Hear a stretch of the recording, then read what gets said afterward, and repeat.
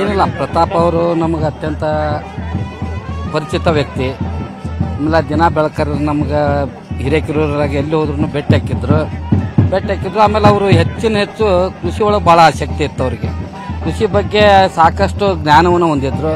ಆಮೇಲೆ ಮೇಲಾಗಿ ನಾನು ಇಲ್ಲಿ ಇದನ್ನಪ್ಪ ಅಂತಂದ್ರೆ ಒಂದು ಸಾಧನೆ ಮಾಡ್ಬೇಕು ಅನ್ನೋ ಛಲ ಭಾಳ ಇತ್ತು ಅವರಿಗೆ. ಒಟ್ಟು ಸಾಧನೆ ಮಾಡಿ ನಾ ತೋರಿಸ್ಬೇಕು. ನಮ್ಮ ಮಾವಾರು ಅಂತ ಅವ್ರು ಎಂದೂ ಟ್ರೀಟ್ ಮಾಡಲಿಲ್ಲ. ಅವ್ರು ನನ್ನ ತಂದೆನೂ ಹೌದು, ನನ್ನ ಮಾವನೂ ಹೌದು ಅಂತಾನೆ ಅವರು ಯಾವಾಗಲೂ ಅದನ್ನು ಕಾಯ್ಕೊಂಬಂದಿದ್ರು.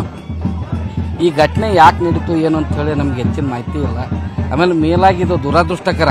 ಬಿ ಸಿ ಪಾಟೀಲ್ರಿಗೆ ಒಂದು ಹಳೆಯ ಕಳ್ಕೊಂಡನಿ ಅಂತಲ್ಲ, ಮಗನ ಕಳ್ಕೊಂಡನ ದುಃಖ ಬಿ ಸಿ ಪಾಟೀಲ್ರಿಗೆ ಇವತ್ತು ಭಾಳ ಆ ಭಾರದಲ್ಲೇ ಬಿ ಸಿ ಪಾಟೀಲ್ರು ಅದಾರ. ಆದ್ರೇನು ಇವತ್ತು ಮಗನ ಕಳ್ಕೊಂಡಂಥ ರೀತಿನ ಈಗ ಆ ಮನೆ ಒಂದು ದುಃಖ ತಪ್ಪ ಇದು ಆಗೈತಿ.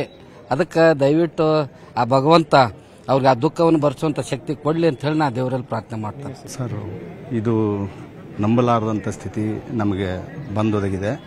ಯಾಕಂತ ಹೇಳಿದ್ರೆ ಇವತ್ತು ನಮ್ಮ ಸ್ನೇಹಿತರು ಹೇಳಿದ ಹಾಗೆ ಅವರು ಮಾವ ಅನ್ನರಿಗೆ ಮಾವೆ, ಬೀಗ್ರ ಅನ್ನರಿಗೆ ಬೀವ, ಹಳೆಯ ಅನ್ನರಿಗೆ ಗೆಳೆಯ, ಈ ಥರ ಒಂದು ವ್ಯಕ್ತಿತ್ವ ಇಟ್ಕೊಂಡು ಬಂದಿರತಕ್ಕಂಥ ವ್ಯಕ್ತಿ ಪ್ರತಾಪ್ ಅವರು. ನಾವು ಯಾವತ್ತಿಗೂ ವಕೀಲ ಬಾಂಧವರಾಗಿ ನಮ್ಗೆ ಎಷ್ಟು ಅನ್ಯೋನ್ಯವಾಗಿ ಸಂಬಂಧ ಇತ್ತಂದ್ರೆ ಬರ್ರಿ ವಕೀಲರೇ ಅಂತಂತ ಹೇಳಿ ಗೌರವದಿಂದ ವಿನಯದಿಂದ ನಡ್ಕೊಳ್ತಕ್ಕಂಥ ವ್ಯಕ್ತಿ ಆಗಿದ್ರು ಅವರು. ಯಾರಿಗೂ ಒಂದು ಮನಸ್ಸಿಗೆ ನೋವು ಮಾಡ್ತಕ್ಕಂಥ ವ್ಯಕ್ತಿ ಇರಲಿಲ್ಲ ಅವರು.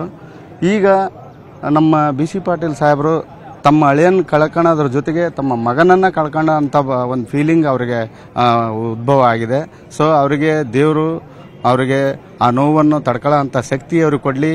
ಮತ್ತು ಮೇಲಾಗಿ ಕೃಷಿಕ ಇದ್ರೊಳಗೆ ಭಾಳ ಒಂದು ತೋಟ ನೋಡ್ಕೊಳ್ಳೋದಾಗಲಿ, ಎಳವಾಳದಲ್ಲಿ ತೋಟ ನೋಡ್ಕೊಳ್ಳೋದಾಗಲಿ, ಆಮೇಲೆ ಮಾಸೂರಲ್ಲಿ ಈಗ ಎಲ್ಲ ತಾಲೂಕಿನ ಮಹಿಳೆಯರು ಗಾರ್ಮೆಂಟ್ ಮಾಡೋದ್ರಿಂದ ಅವರಿಗೆ ಒಂದು ಉದ್ಯೋಗ ಸೃಷ್ಟಿ ಆಗುತ್ತೆ ಅನ್ನೋ ಒಂದು ಹೊಣೆಗಾರಿಕೆಯನ್ನು ಕೂಡ ಅವರು ಹೊತ್ಕೊಂಡಿದ್ರು. ಸೊ ಆ ಒಂದು ನಿಟ್ಟಿನೊಳಗೆ ಈ ಒಂದು ವ್ಯವಸ್ಥೆ ಒಳಗೆ ಅವರು ಈ ರೀತಿ ಮಾಡ್ಕೊಂಡದ್ದು ಅದು ನಮಗೂ ನಂಬಲಾರದಂಥ ಸ್ಥಿತಿ ಬಂದಿದೆ. ಅದಕ್ಕೆ ಅವರಿಗೆ ದೇವರು ಅವ್ರ ಆತ್ಮಕ್ಕೆ ಶಾಂತಿ ಚಿರಸಾಯಸ ಕೊಡಲಿ ಅಂತ ಹೇಳಿ ನಾನು ಈ ಒಂದು ಇದರಲ್ಲಿ ಹೇಳಲಿಕ್ಕೆ ನಾನು ಪ್ರತಾಪ್ ಅವರ ಸಾವು. ಈಗ ಪ್ರತಾಪ್ ಅವರು ಕೃಷಿಯಲ್ಲಿ ಬಹಳ ತೊಡಕೊಂಡಿದ್ರು. ತುಂಬಾ ರೈತರಾಗಿ ನಾನು ಬಹಳ ಹೆಸರು ಮಾಡಬೇಕಂತ ಕನಸ್ಕೊಂಡವ್ರಂತೆ ಹೈನುಗಾರಿಕೆಯಲ್ಲಿ, ರೇಷ್ಮೆ ಇದ್ರೊಳಗಡೆ. ಈಗ ನೀವು ಕೂಡ ರೈತರು, ಖಂಡಿತ ಏನ್ ಹೇಳ್ತೀರಿ ಅವರು ಒಂದು ಈ ನಿಲುವಿನ ಬಗ್ಗೆ? ಪ್ರತಾಪ್ ಬಿ ಸಿ ಪಾಟೀಲ್ ಹಳಿ ಆಗಿರೋದ್ರಿಂದ ಬಿ ಸಿ ಪಾಟೀಲ್ರು ಶಾಸಕಾಂಗದಲ್ಲಿ ಅವರು ಸದನದಲ್ಲಿ ಅತಿ ಹೆಚ್ಚು ಬೆಂಗಳೂರು ಕಡೆಗೆ ಹೋದಂಥ ಸಂದರ್ಭದಲ್ಲಿ ಅಲ್ಲಿಯ ಸಾಮಾನ್ಯ ಜನರಾದಂಥ ನಮ್ಮಂಥ ರೈತರು ಏನಾದರೂ ಅವರಿಗೆ ಸಮಸ್ಯೆ ಆಗೈತಿ ಅಂದ್ರೆ ಹೆಚ್ಚಾಗಿ ಪ್ರತಾಪರ ಜೊತೆಗೆ ಅವ್ರ ಗಮನಕ್ಕೆ ತಗೊಂಬಂದು ಅಲ್ಲಿಂದ ಅವ್ರ ಮಾವನವ್ರ ಮುಖಾಂತರ ಕೆಲಸ ಮಾಡಿಸ್ಕೊಡೋದ್ರಲ್ಲಿ ಭಾಳ ಪ್ರಾಮಾಣಿಕ ಪ್ರಯತ್ನ ಮಾಡ್ತಕ್ಕಂಥ ಪ್ರತಾಪ್ ಅವರು. ಇವತ್ತು ಪ್ರತಾಪನ ಕಳ್ಕೊಂಡಂಥ ದುಃಖ ಬರೀ ಬಿ ಸಿ ಪಾಟೀಲ್ರಿಗೆ ಅಷ್ಟೇ ಅಲ್ಲ, ಆ ಬಿ ಸಿ ಪಾಟೀಲ್ರ ಹತ್ರ ಒಂದು ಕೆಲಸ ಆಗಬೇಕು ಅಂತ ಹೋದಂಥ ಸಂದರ್ಭದಲ್ಲಿ ಏನು ಪಾಟೀಲ್ ಸಿಗದಂತ ಇದ್ದ ಸಂದರ್ಭದಲ್ಲಿ ಪ್ರತಾಪನ ಭೇಟಿ ಆದರೆ ಅವನು ಎಷ್ಟು ಒಂದು ಮೃದು ಸ್ವಭಾವದಿಂದ ಎಲ್ಲ ನಮ್ಮ ಹಿರೇಕೆರೂರು ರಟ್ಟಹಳ್ಳಿ ತಾಲೂಕಿನ ಕಾರ್ಯಕರ್ತರನ್ನ ತನ್ನ ಜೊತೆ ಕರ್ಕೊಂಡು ಸಾಹೇಬರು ಬಂದ್ಮೇಲೆ ನಾನು ಎಲ್ಲ ಈ ಕೆಲಸ ಮಾಡಿಸ್ಕೊಡ್ತೇನೆ ಅಂತೇಳಿ ಅವನ ಮುಖಾಂತರ ಆಗ್ತಕ್ಕಂಥ ಕೆಲಸವನ್ನು ಫೋನಿನ ಮುಖಾಂತರ ಕೆಲಸ ಮಾಡಿಸಿಕೊಟ್ಟಂತ ವ್ಯಕ್ತಿ ಅವನು. ಕೆಲಸ ಮಾಡಿಕೊಟ್ಟಿದ್ದಾರೆ. ಖಂಡಿತ ಕೆಲಸ ಮಾಡಕ್ಕಂತ ಪೂರ್ವದಲ್ಲಿ ಪ್ರೀತಿ ವಾತ್ಸಲ್ಯ ತೋರ್ತಕ್ಕಂಥ ಗುಣ ಏನಿದೆಯಲ್ಲ ಅದು ಆ ಹಿರೇಕೆರೂರು ರಟ್ಟಹಳ್ಳಿ ತಾಲೂಕಿನ ಬಿ ಸಿ ಪಾಟೀಲ್ ಅಭಿಮಾನಿಯ ಕಾರ್ಯಕರ್ತರಿಗೆ ಒಬ್ಬ ತಾಯಿ ಕಳ್ಕೊಂಡ ನೋವು ಯಾವ ಮಗನಿಗಿರ್ತತೋ ಆ ರೀತಿ ಪ್ರತಾಪನ ಕಳ್ಕೊಂಡಿರ್ತಕ್ಕಂಥ ನೋವು ಆ ಭಾಗದ ಜನತೆಗೆ ಐತಿ ಅಂತಕ್ಕಂಥ ವಿಶ್ವಾಸ ನನಗಿದೆ. ಯಾಕಂದ್ರೆ ಅಷ್ಟೊಂದು ಜನ ಸಾಮಾನ್ಯರ ಜೊತೆ ಬೆರೆತ್ಕೊಳ್ತಕ್ಕಂಥ ವ್ಯಕ್ತಿ, ಆಡಂಬರವನ್ನು ಕಟ್ಕೊಳ್ತಿದ್ದಿಲ್ಲ ಮಾವನವರು.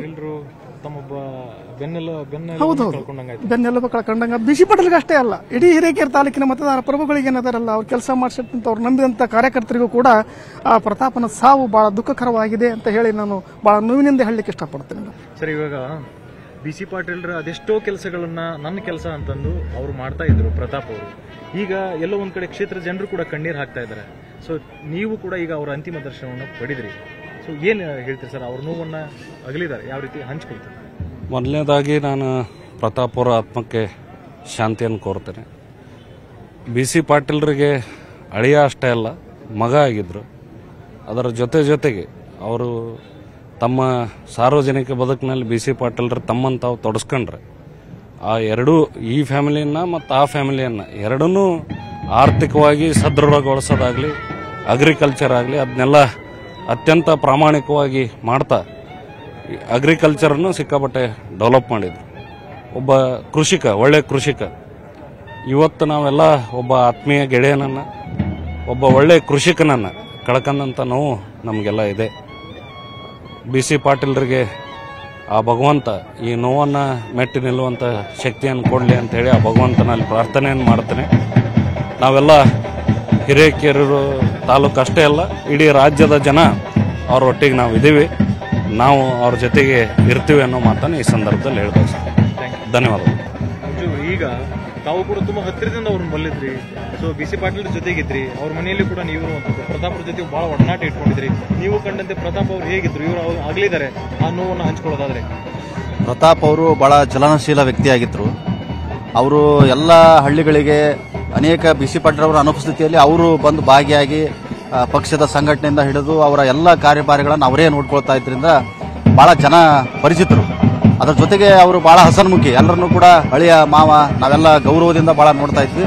ಬಹಳ ಹಸನ್ಮುಖಿ ಮನುಷ್ಯ. ಇಂತಹವನು ಈಗ ಏಕಾಏಕಿ ಒಂದು ಅಕಾಲಿಕ ನೋವು ಬಹಳ ಖೇದಕರ. ಹಾಗಾಗಿ ಅವರ ಇನ್ನೂ ಇರಬೇಕಾಗಿತ್ತು. ಈಗ ಬಹಳ ನಮ್ಮ ಬಿ ಸಿ ಪಾಟೀಲ್ ಕುಟುಂಬಕ್ಕೆ ತುಂಬಲಾರದ ನಷ್ಟ, ಮತ್ತೆ ನಮ್ಮ ತಾಲೂಕಿಗೆ ತುಂಬಲಾರದ ನಷ್ಟ ಅವರ ಅಗಲಿಕೆಯಿಂದ. ಖುಷಿಯಾಗಿದ್ರಲ್ವಾ? ಈ ರೀತಿ ವಿಷಯಗಳು ಏನ್ ನೋವಿತ್ತು ಅಂತ? ಅದು ಯಾವ ಕಾರಣಕ್ಕೆ ಅವರು ಆ ರೀತಿ ಆತ್ಮಹತ್ಯೆ ಮಾಡ್ಕೊಳ್ಳಿ ಪ್ರಯತ್ನ ಪಟ್ಟರು ಅದೇನು ಗೊತ್ತಿಲ್ಲ. ಆದರೆ ಬಿ ಸಿ ಪಾಟೀಲ್ರವರು ಬಹಳ ಮಗನಂತೆ ಪರಿಭಾವಿಸಿ ಅವರನ್ನು ಬಹಳ ಸಂತೋಷದಿಂದ ಪ್ರೀತಿ ಮಾಡ್ತಾ ಇದ್ರು. ಈಗ ಏಕಾಏಕಿ ಅವರಿಗೆ ಏನು ನೋವಾಗಿತ್ತು ಅದು ನಾ ಕಾಣೆ. ಆದರೆ ಅವರ ಈ ಅಕಾಲಿಕ ಮರಣ ಬಹಳ ಖೇದಕರ ಆಗಿಬಿಟ್ಟಿದೆ. ಹಾಗಾಗಿ ಅವರ ಆತ್ಮಕ್ಕೆ ಶಾಂತಿ ಸಿಗಲಿ, ಅವರ ಕುಟುಂಬದವ್ರಿಗೆ ದುಃಖ ಭರಿಸುವ ಶಕ್ತಿ ಭಗವಂತ ನೀಡಲಿ ಅಂತ ನಾವು ಪ್ರಾರ್ಥಿಸ್ತೇವೆ. ಕನ್ನಡಿಗರ ಮೆಚ್ಚಿನ ನಿಮ್ಮ ನ್ಯೂಸ್ 18 ಕನ್ನಡ ಈಗ ವಾಟ್ಸ್ಆಪ್ನಲ್ಲಿಯೂ ಲಭ್ಯ. ಕರ್ನಾಟಕ ಮತ್ತು ದೇಶ ವಿದೇಶದ 360 ಡಿಗ್ರಿ ಸುದ್ದಿ ವಿವರವನ್ನ ನೀವು ನಿಮ್ಮ ಕೈ ಬೆರಳುಗಳಲ್ಲಿಯೇ ಪಡೆಯೋದಿಕ್ಕೆ ಈ QR ಕೋಡ್ ಅನ್ನ ಸ್ಕ್ಯಾನ್ ಮಾಡಿ.